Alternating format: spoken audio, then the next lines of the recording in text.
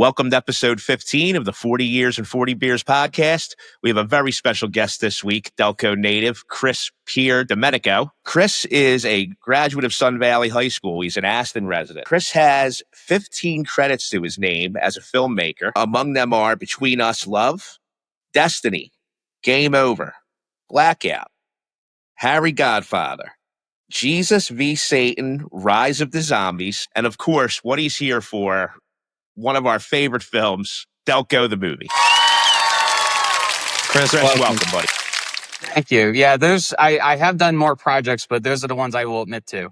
The other ones didn't work out very well? No, they didn't work out so well. So tell us, one, being a Delco native, unfortunately, Massey and I haven't gotten to see the film yet because you're kind of a marketing genius where you have to actually go to a viewing, which I find incredible. I think that's a really smart idea, especially for an independent film. It's a passion of yours, obviously. It's something you wanted to do because you love it. But it's also nice to turn a little revenue. Yeah, it kind of has worked out. I've been filmmaking for over 20 years, but this is the first time that we've gone through the distribution process, trying to find a distributor to release it as physical media or, kind of more abundantly streaming. And so that takes a while to kind of like find the right one. And so we're in talks. So it kind of works out that, okay, we can just kind of do screenings here and there. And it's been kind of a way for people to experience the film for the first time or just kind of rewatch it, kind of see things that they missed. Sometimes I make minor changes, between screenings, depending on kind of audience reaction. The last screening we did was at Marty McGee's at the end of June. And so he has this great outside beer garden and stage and screen. So we're watching it at it's right next to the SEPTA track. So trains going by as the movie's playing. It's nothing more Delco than that. That's pure Delco. I was actually going to say, we like to have a few cocktails on our podcast. So I'm actually drinking a staple here in Delco, which is Miller Lite. That's the champagne of Delco. Tell us how this all came about. I mean, obviously, you've been making films for 20 years. Delco resident, lifelong Delco resident. And I think we can all agree Delco is an extremely unique place. Massey and I ourselves are both originally from Southwest Philly. We're Delco transplants. We've both been out here for 20 plus years. But believe it or not, Southwest, when we grew up, was a lot like Delco. Everything was, what parish you're from. He's from St. Mary's, he's from Loretta, he's from Clemens, which is a very Delco thing as well. So we kind of understand the dynamics. And take us through, just the beginning of how you just decided, I'm actually going to tackle this project and see it all the way through. Well, I started this as a project in high school. So I'm a Sun Valley graduate, 2004. I did a version of this film in 2004 as a high school senior. And that was, inspired by seeing Clerks. I saw Kevin Smith had done Clerks. Very, very simple concept. Two guys in one place talking about stuff. I'm like, I felt like, okay, I can do something like that. That seems achievable. I'd wanted to be a storyteller my entire life, but, for the first time, it wasn't something that was unattainable, making a film. So, after that, I went to college to be a teacher. I was always working on stuff. You've seen my IMDb. I've had short little projects here and there over the years. I've had a very odd career. Basically, what happened was it was 2021. So we were just coming out of the pandemic. And I realized holy shit, it's going to be 20 years in a couple years, and I had always in the back of my mind, I said, I want to make the definitive version of this. I want to make a real version of this film that is it's something I always wanted to do. And I just kept kind of pushing back. And I'm like, I can't, if it gets to 20 years, I'm just not going to forgive myself. I just have to go and do it. And so that summer, I already had, the characters and basic story, for years and years, but actually writing out the script, I challenged myself to write 5 pages a day. One of the best parts of being a teacher is that we have flexibility in the summer. And so I was able to kind of use that time to pump out a script, started auditioning in 2022, and we were in pre-production in 2023. And then we wrapped in 2024, and then we premiered. It was how did it happen? I just felt like something I had to do. Yeah. It wasn't really an option. I was going to figure out some way to do it. I mean, even if it was, and I had thought about it, We had a great production company help us called Get Kinetic with Kevin Hackenberg. He was our cinematographer. But before we even had them on board, I'm like, if I have to, I'll just shoot this on some iPhones. That's something that can be done. Sure. It's not unreasonable. Yeah, with You know, 4K not. for sure. Yeah. Now, I feel like the film, because I'm a huge Kevin Smith fan, and it seems like you are as well. I feel like the film, from what I've seen, really is a homage to his writing style, his directing style. Am I off there? No, you're totally accurate. I even have the star of Clerks in my film playing a pretty significant role, Brian O'Halloran. Yeah, we were going to get into that. Yeah. So how did that come about? I mean, how did Brian O'Halloran get involved? You know, being an independent film, and I want to get into maybe how you worked out some financing later, how that all goes down. You know, I think our listeners would love to hear that. So I would have to imagine, I mean, he didn't do this out of the kindness of his heart, correct? Well, you know, Brian's a professional. You know, he's a really great guy, but you know, this was a job for him. I mean, it was a job for all of us. But how did I get involved with Brian? So being a Kevin Smith fan, you know, I went to a lot of events over the years in New Jersey that Kevin Smith was involved in, or you know, people associated with Kevin Smith. And to this day, he still does a bunch of Comic-Cons. So I actually met him at a Comic-Con in 2014. And so just, you know, got my Clerks X DVD signed, you know, and everything, just kind of a quick meet and greet. But I kind of kept running into him at other events. So the next time I really spent time with him was at a screening of Shooting Clerks, which is the Kevin Smith biopic, which is something you definitely want to check out. I don't think they've been trying to get it, I think, distributed for quite some time. I'm not sure what the latest is on that, but I saw it in the theater. They too smartly are just doing screenings. And I kind of got to know him a little bit more. I have a YouTube channel myself called Dork Daily. And so, you know, we were going to Comic-Cons and interviewing celebrities. And so Brian was kind of one of those folks that we would just kind of regularly kind of talk to. So we kind of got to know each other. And then when I was getting ready to do this film, I had a role in mind for him. It wasn't like a lead role, but just something we could get done, you know, in a couple days, you know, if we had to. Cause I know he has a very busy schedule. He travels all over the place, you know, for the cons. And, I sent him the script, you know, he was a fan of it, and, he just agreed to be on it. We had to just make sure we were SAG-AFTRA, we were union, because Brian is a member of the union, and we were going to do that anyway. That's a number of our cast members are union actors, and that was my first time working with SAG-AFTRA, you know, through the whole process. So yeah, I mean, So I knew Brian. You actually had to deal with paying like the I guess the SAG-AFTRA, you know, daily wage or whatever the wage requirements were. And okay, so this was a very, very large undertaking. Sounds like something, you know, you've never done before. Yeah. What was that like from an anxiety standpoint? You know, was this something that were there ever any times that you felt like, you know what, I'm just taking on too much here. This isn't going to happen, and I just need to wash my hands of it and move on? Well, it's funny. Like I said, that was never an option for me to stop. Kind of a trick I've learned with kind of accomplishing big creative projects, which for some reason I'm drawn to, is just kind of me kind of say I'm going to do something, and then it's, you know, on social media, like, I'm going to do this, I'm going to do that, because then I kind of have to. I kind of feel like I'm lying if I don't. Yeah, you're being held accountable. Yeah. Kind of like a social pressure. But yeah, there was certainly, I mean, that was a whole level of complexity I'd never done before. I'd never worked with SAG-AFTRA. We had a lot of help on this. I had my crowdfunding manager, who I'll get into, I guess, when we get to kind of how the funds get raised. Leah Savoli, who is also an Aston native. She went out to Hollywood to, you know, work on Robot Chicken and Deadwood. And she's my producer. So she's those are some pretty big credits. Yeah. So she came from the kind of the acting. She started in acting, but she got a lot of experience doing crowdfunding. I had met her on a project years prior.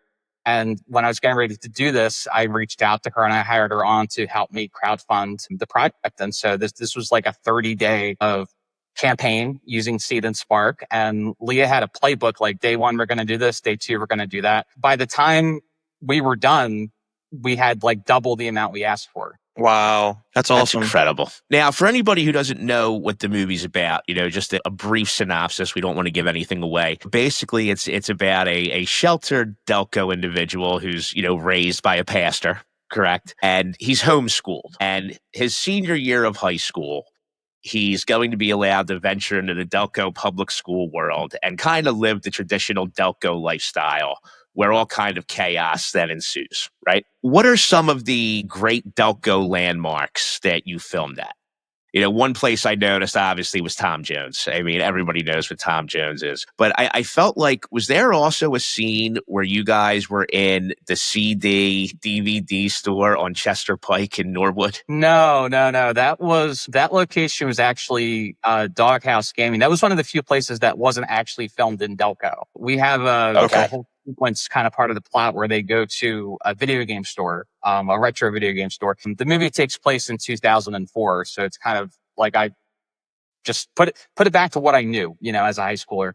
And I wasn't able to get a game store in Delco to agree to let me film there. And then I had a connection to someone connected me to Doghouse Gaming. The owner, the guy's name is Tweak. Awesome guy. He's also kind of has dabbled in film, and he said, "Yeah, you guys can do whatever you want." And so, side note, that's actually going to be kind of the main location of our next film. That's awesome. That's great. That's awesome. So, what are some of the other landmarks that were in it? Big one was the Delco Shack. You guys know what the Delco Shack is? No. It's this kind of like for years and years and years outside Springfield Mall, there was like this tiny little brick house. It looked like a piece of shit house that, everybody would drive. I know exactly what you're talking about now. So it's kind of been called the Delco Shack. And so there was a gentleman that actually bought that up and rents it out. And so we have a scene where our trio of characters, we have a son of a pastor. We have a kid that's even more sheltered than him. And then we have our female lead that's kind of the instigator of all the trouble. They go to the shack and vandalize it and everything. And what was great was that when we went and filmed that, we had the police called on us, apparently. It's not that we were vandalizing the shack. So it's, people were waving at us from, Route 1, and it was great. It was a lot of fun. Other places that we used a lot of local businesses, which were our sponsors, like Romadelli, was one of our best sponsors. Okay. And so we filmed some stuff in there. The whole opening sequence is actually, a bunch of different businesses, that got involved in the film. We wanted the opening sequence to just kind of like just establish Delco. And so, we got Phil's and Jim's, we have, Let There Be Rock School, bunch of just kind of show the randomness of Delco. That's great. I'm really happy that you did this. I think Delco has been put on the map in a lot of ways recently over the past couple years. Unfortunately, over the past couple months, a little negatively, we have had the Delco pooper. Hey, we're out there. I mean, we're known. Hopefully, this will put us in a much more positive light. You just mentioned that a lot of the businesses that you filmed at were your sponsors, which I'm sure certainly helps. Now, when you say they sponsored you, besides letting them you film at that location, did they also help you finance the film? They did, yeah. We had approximately 30 sponsors that signed on as associate producers. And so that was a certain amount of money that they put in. And we said, your business will definitely be in the movie, at some point. And so most are at the beginning, but like there's a whole sequence where, when they start causing trouble, they go to a bunch of different businesses and cause havoc. So I didn't, people ask like, well, how can you do that if, you already wrote the script? But I left it vague enough that with certain montage shots, it could be kind of anywhere. And it was kind of really fun to incorporate kind of each business into it, get like some of the business owners like doing some acting, which was really, really cool. Joe McGee over at Martin McGee's is one of our biggest sponsors, and we gave him a line, in the end scene. And so that's yelling at the kids and stuff. Yeah, that's so great. Did you sit with this for 20 years, or were you constantly revising and iterating on the script throughout the last 2 decades before you actually began the crowdfunding? It never really was, other than the original film I did where that was a script. But this version of it, I basically had an outline and a bunch of notes for about 20 years. That I save everything. I'm a digital hoarder. So like I have like emails from like 2006 where I wrote to myself, here's an idea that you could do here and there. And so I compiled everything and I picked what works. So the idea was a long time coming, but it just was, at some point I had to pull the trigger. And it was kind of that looming, like, oh gosh, it's going to be 20 years. I was not feeling comfortable not having done it because I kept putting it off. Like, all right, well, I had to go to college. I got my first job. I went to grad school. I got married. Then COVID happened and everything. I'm like, it's now or never. Like, we just got to do this thing. So you mentioned earlier that you're a teacher, so you obviously have a teaching degree. That's what you went to school for. So all of this started from being an amateur filmmaker, correct? Teaching, kind of. I actually had a film teacher in high school that told me I should be a teacher. There was a unit. This was a class, like literature class, where like you wouldn't make films, but you would watch films and kind of discuss them and analyze them. We had a unit where we had to teach a film to the class like for a week, and so that I chose Back to the Future, one of my favorite movies of all time, right next to Clerks. We just did a whole thing on YouTube about what's more iconic. Karate Kid versus Back to the Future. That's a tough one. I mean, I would definitely say Back to the Future, but I imagine that would be tough for some folks. But my teacher, Mrs. Skybo, said, hey, you're pretty good at this. You should be a teacher. And I kind of struggled with that for a long time, where I felt like I could really only do one or the other.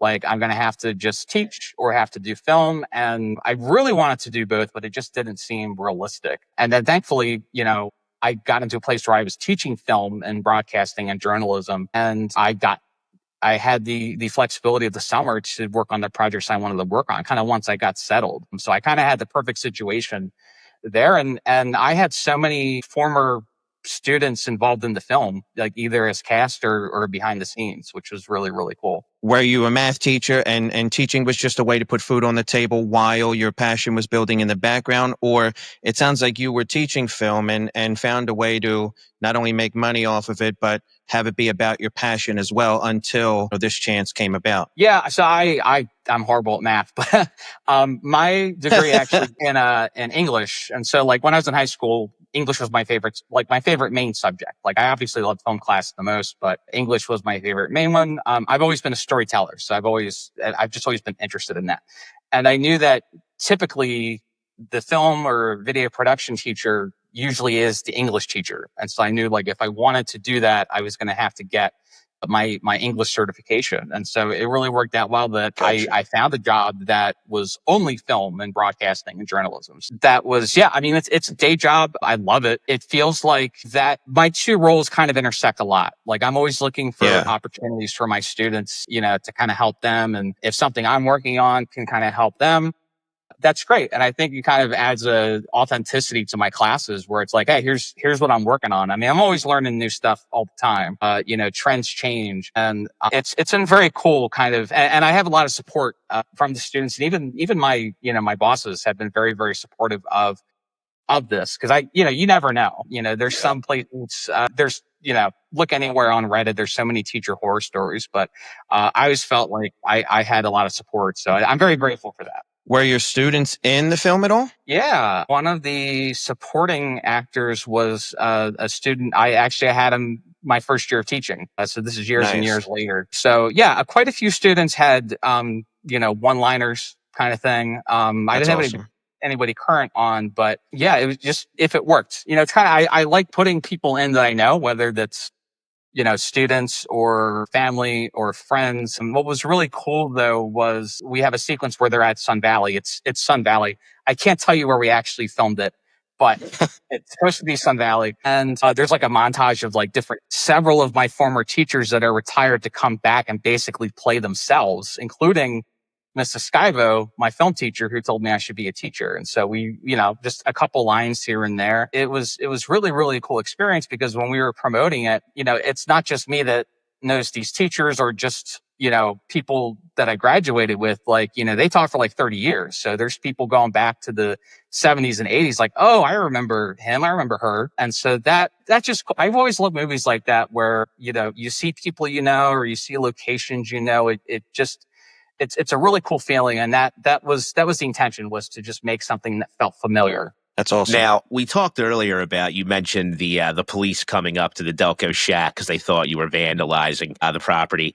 What other moments in the film making process of making Delco the movie, what happened where you were just like, can you believe this just fucking happened? How many other moments were there during the making of this film? I guess two. So one was before we started filming. We did the crowdfunding campaign in June and July of 2023. And so we were getting ready to film in August. It's the summertime. I have flexibility. And then like a month later, the strike happened. And so, on the surface seemed bad. But when we were like counting down, I was thinking like, I don't think we're prepared enough. Like, I think I need to do like another rewrite. Like my art department needed more time to make and find some of the props and everything. So we wound up kind of holding off until November. I did not want to film during the school year, but it just had to happen that way. And it ultimately was a better film. I think if we tried to rush it in August, it just wouldn't have been as good. I would not have been satisfied with it. What about during filming? Was it one of these productions where, obviously it turned out to be a phenomenal film, but was there ever a time where you're like, you know what, anything and everything that's going to go wrong is going to go wrong? Well, we had 11 filming days, which is very unusual for a feature-length film. I think my experience with doing a lot of short films and having to shoot kind of like, I've shot a lot of films like in one day that were like short films. So I know how to manage time pretty well, even though it doesn't always go according to plan. So I wouldn't say anything bad, but like, I think our most stressful night, there is a scene where a street sign is stolen and the police show up. So the police actually are in the scene. They weren't called on us. Like we worked with them. We got out. We started filming at like 8:00 at night, and we got done at 5 a.m. Wow. It was nuts. It was the summer when we filmed that. It was July. It was about a year ago, and sun doesn't set until like almost 9 o'clock. And so the scene takes place at night. And so we had to wait. It was just, I had actors like, we filmed in Brookhaven. So it's not like there was a whole lot going on. And my dad lives down the street. The town knew what we were doing, but I had actors asleep, like, on the sidewalk, everything's kind of waiting to get set up. Now, did you have to pull a permit? No, we worked with the police because we filmed in town. Like we didn't film anyone's house, but we just filmed at like an intersection. And then a later scene, we actually filmed at the police station. So we didn't need a permit. We just let them know what we were doing.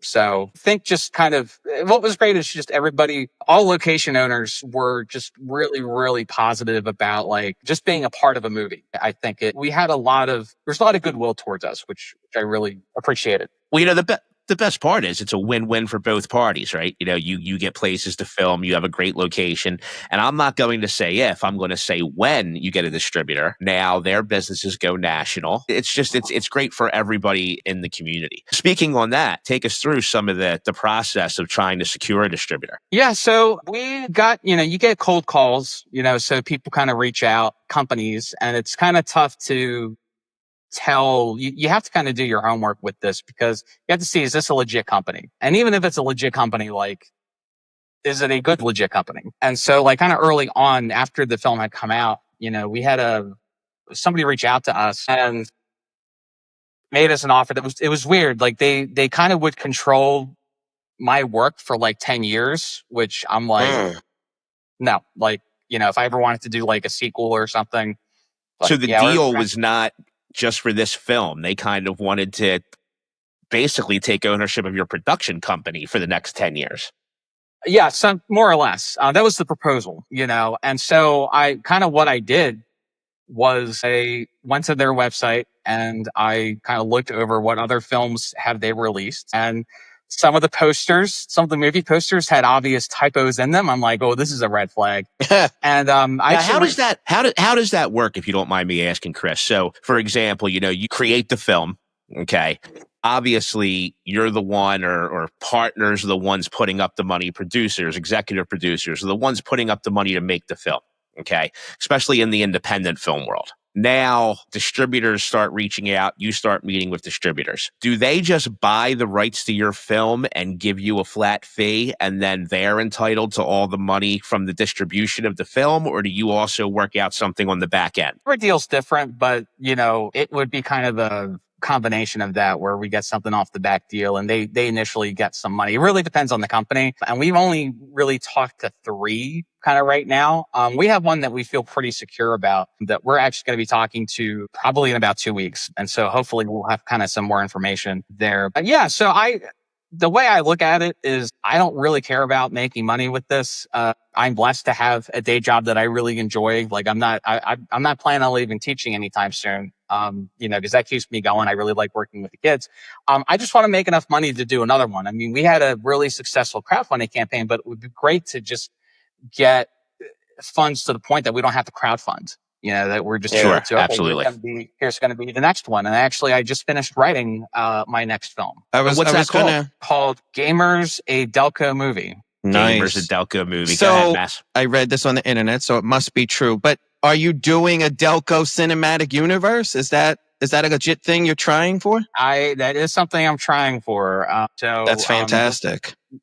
This next film, we're gonna have different leads, but we're gonna kind of see some of the same characters, some of the same locations. There's a Tom Jones scene, there's a Marty McGee scene, and so it's gonna be a very different film. I mean, I kind of lean more towards comedy and teen drama, that kind of stuff. In addition to Kevin Smith, I love John Hughes. Like that's someone else I grew up on.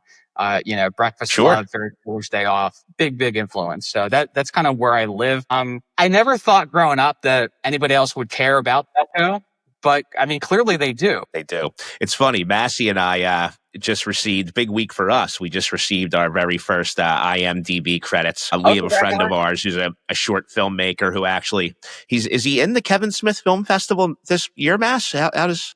I don't know when. So his name is Chad Repko, and he has a bunch of short films, but he has a series of short films called Little Detectives. And the most recent one, he's trying to get into a bunch of film festivals. The Ocean City Film Festival is the biggest one that he's been a part of. But he said he was trying, and when we saw that you were entering into it, I let him know that I don't know when he's going to be able to release the film, if it's going to be this year or early next, but he's not confirmed yet, but he's trying to get into as many local film festivals as possible. Now, I do have a movie question for you, because when we interviewed Chad, he's told us something that was very interesting about filmmaking. So in Delco the Movie, at the 20-minute mark, is that when the main character has his epiphany? Is that when everything starts to shift in the film? He has that's the first part of, I guess I would say, his arc, so to speak, in the film. Because Chad told us this, and we've gone and watched films, and it's amazing. Almost every film created within 19 and a half to 20 and a half minutes, the main conflict, the main issue, the murder, whatever, happens at that point in the film. Yeah, that's pretty accurate. I mean, it's not an exact science. But even me thinking back to, I don't remember exactly when certain scenes are. I know what sequence they're in. But I know that our main character, played by Steve Harding, it's about the 20-minute mark where he starts kind of questioning everything. And he's like, all right, well, you know what? I don't want to die in Delco. I just want to just have one crazy night. They're having this conversation at Tom Jones. So that's about it's amazing. 20, 30 minutes. Yeah, and what's amazing about it is, now that I understand from talking to Chad about, film writing, right? So a page is a minute of dialogue, correct? Yeah, roughly. So it's basically everything that's on the 20th page. Yeah, and that can vary. That can vary, like if there's a lot of dialogue on the page versus if it's more stage directions. It's going to vary pretty wildly, but that's a good rule of thumb. Like, if I write a 90-page script, I know it's probably going to be about 90 minutes or so. So besides Kevin Smith, besides, Clerks, Mallrats, Dogma, I mean, I could name them all. I love them all. Who else were your influences? What other directors, what other films would you say that you primarily like to watch? Like in the early 2000s, a lot of the Judd Apatow films, like kind of just those buddy comedies, this is very much kind of influenced by that. I think maybe not so. Yeah. You guys ever see Fanboys? Yeah. Kind of influenced a little bit like that. I can't think of the director's name. But aside from that, like I like kind of random films. I don't really I really like superhero films, but I don't ever see myself doing a superhero film. I don't feel a desire to do that. So there's plenty of films that I like, but I certainly have a wheelhouse I like to kind of stay in, when I can. Well, we'll see. Maybe that'll change. I'm going to ask you to settle a debate for Massey and I, because you're bringing up a lot of topics, and these are all things that have already been covered on our YouTube channel, actually. Is Batman a superhero? I say no. I say he is the greatest vigilante of all time because what he can do with the proper training and with the money, any other man can do. He's not a superhero. And my counter to that was there's a difference between superhero and superhuman. The bite is what made Peter Parker fulfill his desires, but the way that he was, the person that Superman became was always part of him. You know what I mean? So what is your take on that? Is Lex Luthor a supervillain? Is Batman a superhero without being able to fly or have special powers, right? And real fast, because Iron Man is also not a superhero. He's a guy in a suit, even though he can fly.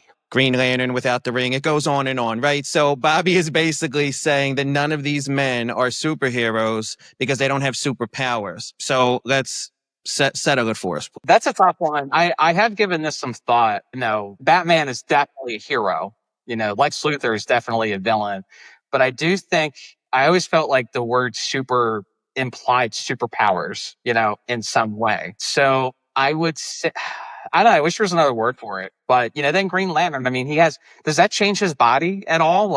Or is that essentially just a suit when he puts the ring on? I feel like he can fly with the ring on, right? I don't know much about the Green Lantern. I don't remember him ever flying. Or am I thinking about the Green Hornet? Yeah, Green Hornet and Kato, right? In the cartoon, he flew. I don't know if Ryan Reynolds flew in the movie. I'm not sure about that. So we didn't get a chance to thank you in the beginning, Chris, and very, very responsive, very accommodating, very flexible. As a small podcast just starting out, we appreciate that. So we want to say thank you. And, we started out at the beginning of the year. We knew we wanted to just have these conversations, but we were kind of all over the place. And recently we settled on the fact that we would transition into a movie and TV podcast exclusively. And that's the part that we're most passionate about and enjoy the most, right? So I think it starts there. And you were mentioning in the beginning that you were always a storyteller, but was it originally poetry and then it morphed into film? Or what? Take us back to that moment when you realized, no matter how I put food on the table, this is what I want to do with the rest of my life. Yeah, I think it started as early as when I was 3. I was drawing pictures. Okay. That was kind of my, I was drawing pictures of characters that I knew, but I'd always kind of put them in new situations, kind of like my own fan fiction, fan art, I guess. And so that kind of led to, well, maybe I like comics, maybe I want to be like a comic book writer. I kind of do that. And then I wanted to kind of do more in-depth stuff. I wasn't really, a great sketch artist or anything. So I thought maybe I'll write novels. Maybe I'll do something like that. And so that's kind of where it was going. It was always narrative. I was never good at poetry, but I always loved narrative storytelling, especially anything that's an allegory and using things from my life, but changing it, in some way. I really like the mystery of if you watch Delco, there's a lot of stuff in there that's true. And there's a lot of stuff I made up, about my life. And it's kind of, I like kind of that being an enigma a little bit. And so it was seeing Clerks. I saw Clerks in 2003 for the first time on VHS. It's still in high school. And that's this is what I want to do it this way. Cause I really just love the idea of showing the audience kind of what's in my head. That's awesome. It's a great idea. So when you're going through your writing process, is that basically what happens? Do you figure out the ending first and work your way back, or do you write the story from front to back? That's a good question. I think with any film that I've done, I feel like I have to start with, I need something to say. I need a point. What's the moral, maybe is the wrong word, because a theme, so to speak? A theme, if you will. But what kind of point? What's the takeaway I want the audience to get from this? And then, after that, it's all right, well, how do I use these characters to kind of do something with that? Or what kind of characters should I write to kind of express this the best way? What kind of events need to happen in the film? And a lot of times it starts with, on my iPhone, I have a notes app and I have it connected to my desktop and my laptop. So a lot of times I just will think of oh, that would be a really cool scene, or that would be a great line. And I'll just put it in my notes. And I have maybe 5 different movies that could be a movie, in my notes, different documents where I might be out somewhere and I think, oh, this would be really cool for a scene. And yeah, and it's, I think I kind of start with what do the big moments in the movie need to be? What's a must-have scene kind of in the movie? And then what's the stuff that has to go around it? And so then it starts kind of with a beat list, what's going to happen first and second, third, just a list of a summary, no dialogue, summary, what's going to happen. And then then I just kind of jump into the writing. With this script I just wrote, I did the same thing. I'm like, it worked once, so I'm going to try it again. And it worked. I wrote it. I spent all of July writing it, writing 5 pages and wrote to the end. And then I went back kind of in middle parts and I added about like 10 more pages where I felt there was stuff kind of lacking. I was going to ask you, for you specifically, how different is the movie on day one versus the day it premieres? How does your script morph or change, or, day 8, you have an epiphany and something changes? What is that? How drastic of a difference would you say it is? Oh, it's a big difference. Writing's really fun because like I don't have to rely on anything or anybody. I can just kind of do that wherever. It's very liberating. But the thing about filmmaking is it's the only art that you really need a lot of other people to do. So I wrote this, when I wrote Delco, I didn't know who was going to be in it. I didn't know who the actors were going to be that were in it. And so that after I met them, after I cast them, I started kind of changing things and kind of writing lines kind of more for them because I knew what their comedic styles were. And I'm like, oh, this would be really funny, if she says this or he says that. What kind of helped us, we were very sporadic in our filming. So we filmed for 6 days in November and December of 2023. And then we took off for a long time because I had to raise more money. Like we ran out of money and I had to go. That's when I started kind of talking to local businesses. We didn't film again until March. And so that's when you knew it was a real film because that happens all the time. Yeah. And we had to work, like I mentioned, Brian O'Halloran had, he has content. That's probably the toughest thing is scheduling. Scheduling is a bitch. Everybody, like trying to get everybody, especially scenes that like include the whole cast. That's really hard to do, but I've gotten better at it. So, we filmed, we were off for like 3 months and we were going to film the church scene in March with Brian O'Halloran as the pastor. And then like a week before we filmed it or 2 weeks before we filmed it, I thought like, you know what, like this scene needs some punching up. Like I have Brian O'Halloran for a whole day. I have Brian Anthony Wilson for a whole day. They're interacting. We need some more jokes in here. And so that's where I wrote the, what exactly is wrong with Chester? Yeah. And a trailer, which actually my wife suggested I put at the end of the trailer. So she's a great sounding board. It was helpful kind of, if I had filmed it all like 11 days consecutively, I don't think I would have thought of new jokes. I don't think it was helpful kind of looking at what I had and then having some time to, okay, now that I know this person's style, I'm going to modify this a little bit. It's kind of when I'm done writing it, it's not only my film anymore. It's only solely my film when I'm writing it. And then after that, like, our team shares ownership in a sense with a creative ownership. Yeah. Where they're bringing in things that I didn't think of. There's ad-libbing. My 3 leads are all theater actors, and that also made it very easy to film quickly because we didn't get there wasn't a lot of kind of going back and somebody flubbing their lines, and they just had an ability to play off each other. And sometimes I just let the camera roll and just see what we can get. And some of the stuff they came up with is some of the funniest stuff in the movie, stuff that I didn't think of. So it does change a lot. I think you have to be kind of open to, I always have been kind of open to change and collaboration. I mean, I think there's a fine line, but I tend to really kind of appreciate that kind of collaboration with this kind of stuff. It's interesting. I've never heard anybody say, once I'm done writing and we start filming, it becomes everyone's film. In a sense, because I would imagine improv and different styles, and even like you wrote some of these characters before you even knew who you were going to cast, right? And then obviously it has to change after the fact. So I think that's a great way to approach it. I agree. I want to say that because I know from just hearing horror stories from Hollywood, obviously the people here, there are some directors, writers in particular, who are very protective of their art, of their medium. And that makes a lot of sense. But I think usually the best art is produced when all the artists come together, like you're saying, on the set, and a director or a writer has the ability to say, you know what, I know I wrote this, but this works much, much better. Yeah. Yeah. And, it was I think the best thing I did for this film was that I found the right people to work on it. Because if you have the wrong person on your team, that can kind of poison everything. Somebody that's a control freak and just doesn't doesn't play well with others. And, there has to be somebody that has the final say, which is going to be me. I'm always going to have the final say, but you have to be open. I think you have to trust. Like, I trusted everybody kind of on that shoot. Kevin Hackenberg, my cinematographer, I've known him for a while, so that was helpful. But, sometimes we would disagree on kind of how we should do a scene. And sometimes if he really felt strongly about it, he would kind of fight for it. And then I would just trust him that, like, okay, you feel very strongly about this. Let's try it that way.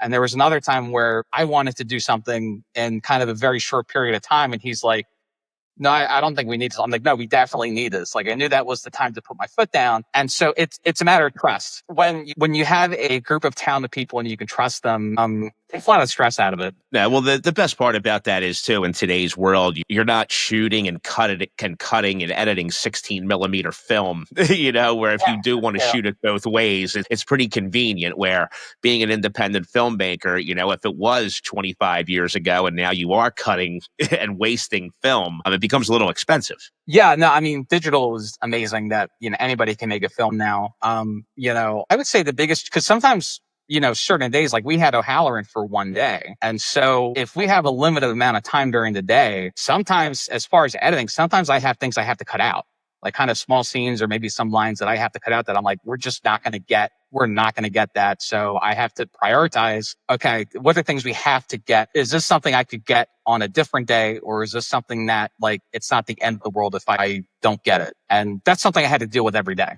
I just thought about something really, really interesting. So the film is about what? What's the runtime? About 80, 90? Is that? Well, about 90. About 90. You sit down. You're about to enter the editing room with all of the raw footage. How many hours of filming did you edit? God, I don't even know. That's what I think. And the question I'm asking is, I'm curious, especially, this is a feature film, but it's an independent, feature film. I just think our listeners would love to hear how much work actually goes into, like, for that 90 minutes, it's actually about, 24 hours of footage that we have to go through. Yeah, I mean, if you figure we had 11 days, each day was about 12 hours, but the record button's not on for 12 hours. So I don't even know. I mean, I'd say maybe 50 hours of footage, something like that. It's amazing, isn't it? It's amazing. 50 hours of footage for 90 minutes. 50? I had a script supervisor on set. And so that person would keep track of, have like a list of, okay, this take was a bad one. There was like, wind. I'm big on this, by the way. I am huge on this. Massey knows The Blind Side. It drives me insane. Goodfellas, it drives me nuts in the clown scene where all of a sudden he has a full wine glass, then it's empty, and then the plate's full, and then it's not. That drives me. I'm a big fan of the script supervisor on set. I think it's one of the most important jobs on a film set. It really is. And now that you mention that, I was thinking of another really tough thing. When we shot the Tom Jones scene that you see in the trailer, I underestimated how much I'd have to plan that, because the waitress comes out and takes the order, and then she brings them the drinks, and then she brings them the food, and it's like, all right, well, how much of the food is going to be gone? Do we see the food in this shot? And it just was, I'm like, shit, I should have worked harder on figuring this out. And that was a point of frustration, but we did it. We got through Somebody should have been in the background yelling, waffles! The level of the liquid in the glasses and everything. You don't think about that. Yeah. No, you don't. Yeah, you don't at all. We can't thank you enough for being on. Ladies and gentlemen, we again want to thank Chris Pierdomenico, director, writer, creator of Delco the Movie and many other films. We love that he came on and told us about the filmmaking experience, everything that he went through trying to get Delco out there on the map in a positive light. Teacher, YouTuber, a new friend of the show. Yeah, Chris we appreciate you, Chris. Well-respected like we said teacher. earlier. Of course, yeah. And I want to thank you guys for having me on. It was a true pleasure. And thanks for just promoting my work. And I love that you guys are doing this podcast. I think it's great that you guys got something regular going. And I'm looking forward to seeing many more episodes. So I wish you guys the best. Thank you. Yes, sir. Thank you. Thank you very much. Right now, I really want to let Chris talk about his social media, when the next screenings are. Please, Chris, please plug the movie. We really want to hear all about it. Yeah, so the best way to keep track of what's going on with the movie is to go to delcothemovie.com. We have a mailing list you can sign up for, and then just, when there's something going on, we'll let you know, such as an upcoming screening. Our next screening is actually going to be at Smod Castle Film Festival. It's going to be next Saturday, Next Saturday would be the 9th. Yeah, so Saturday night we are playing Delco the Movie in Kevin Smith's movie theater in his film festival, in his childhood movie theater that he bought to run as his own movie theater. We've met before. I mean, going back probably about 20 years. I met him probably shortly after I did the original Delco movie in high school. So we've met a few times, but I'd love to spend a lot of time with him and just kind of pick his brain, a little bit, because he's a very popular guy. He's doing a million things. I mean, he very, very much in demand. We're on Facebook and Instagram, so just find us on there, Delco the Movie. Yeah. Absolutely. So, well, Chris, we want to thank you so much for coming on. I know I officially think you're a friend of the show. We're going to support your endeavors going forward. We'd love to have you on again down the road so you can tell us about Gamers, a Delco movie. We can't wait for that to come out. We know it's going to be great. And thanks again for everything, and we wish you nothing but the absolute best. Enjoy the rest of your day, man. Thank you. You too.